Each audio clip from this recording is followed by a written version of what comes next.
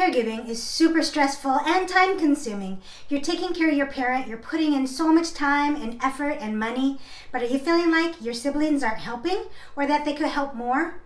But what? You'd rather take an arrow in the side than ask your siblings or other family members for help? Well, don't worry. Help is on the way.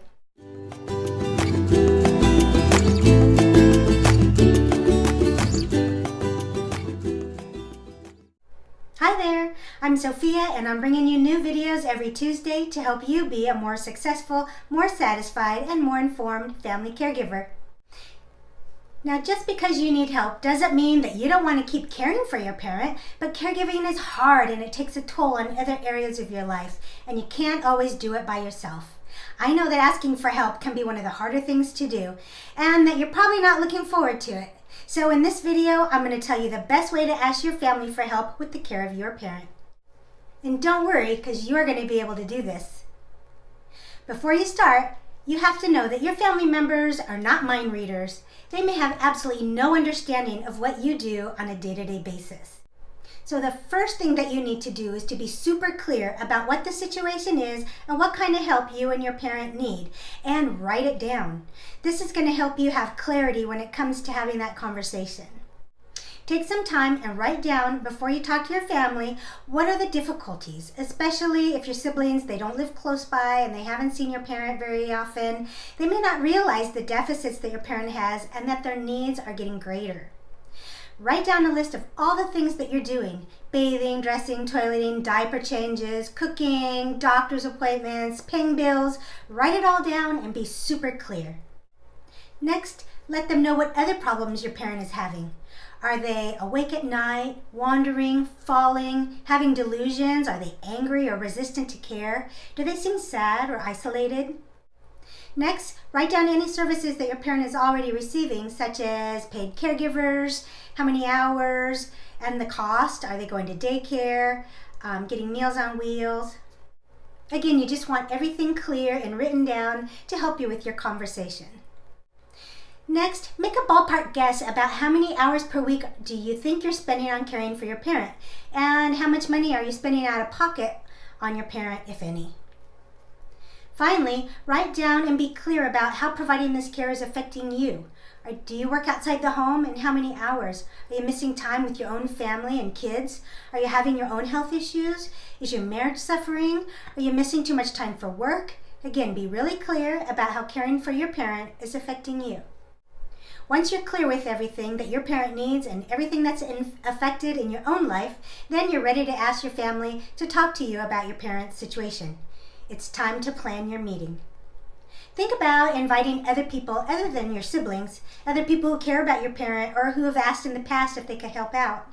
This might include neighbors, friends, church members, or even the grandkids. Ideally, you should speak to everyone at the same time.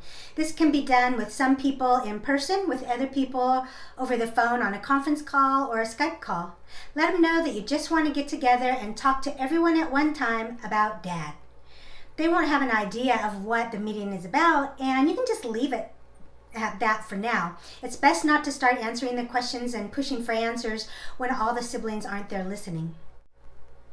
Plan on having this conversation when your parent isn't around or listening, because the last thing you want is for them to feel bad or guilty about the burden that they're putting on the family.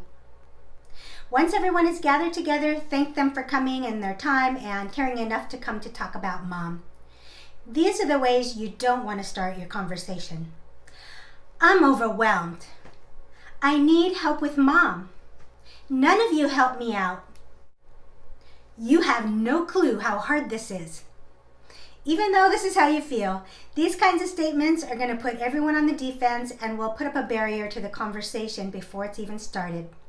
A better way to start the conversation is by letting them know that you've been happy to put in the time helping out your parent, and let them know that it's getting a little overwhelming and that you're asking for their help to problem solve some solutions.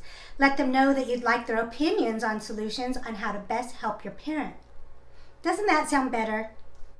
Then let them know that this is what's going on with Mom. Keep in mind your list that you put together earlier. If there's anyone who might not know all the details of the physical changes that Mom's been going through, well then this is the time to shed some light on that situation.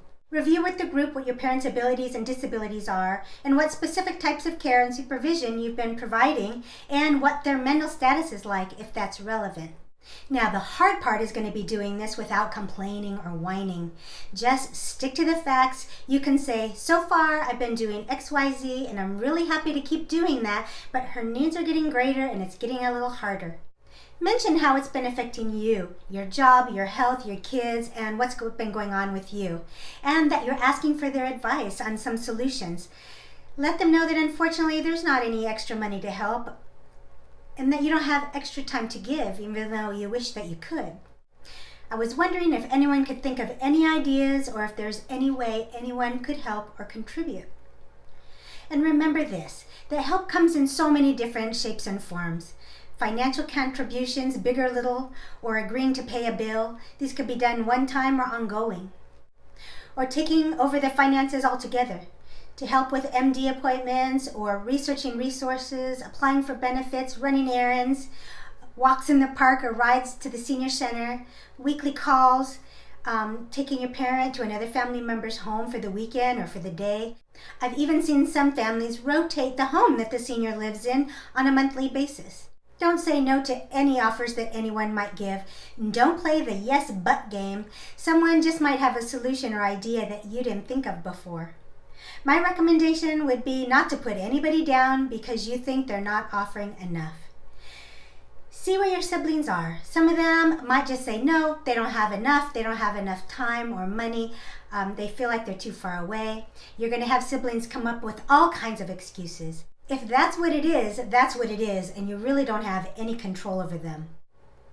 You can't really make anyone do anything. So all you can say is, thank you, I understand. If your situation changes, maybe you can give me a call.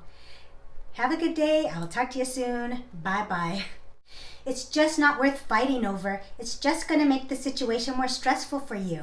But at least if you put your ask out there, you're going to know that you've done absolutely everything that you can. And if some family members are able to contribute even just a little bit, then you and your parent are going to be that much better than where you were before.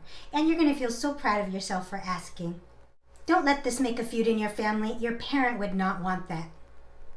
If someone's able to contribute even a little bit, then boy, you need to shower them with thanks and gratitude and tell them how much help it is and how great it is for them to do that. And hold them to it. If someone says they're going to send $100 a month, then ask them to put it on automatic payment once a month. Or if someone says they're going to purchase something, hold them to it. And if someone says they're going to call every week, well then ask them to put a reminder alarm on their phone. And if someone says that they'll help take mom to the doctor, well then make sure they have all the medical information and medication lists so that it is as easy as possible for them. And lavish them with thanks and gratitude. I know that you're going to be able to ask for the help that you need to care for your parent, and you're going to get a little something. And if you get a little something from a few people, then you're way farther ahead than you were before. I wish you really good luck with this conversation. Let me know how it goes in the comments section. Here are a couple more videos that I think would be helpful for you in your caregiving journey. If you found this video helpful, then please hit the like button, and if you don't want to miss any new videos on everything senior, please hit the subscribe button. Thanks so much for watching. I'll see you next time.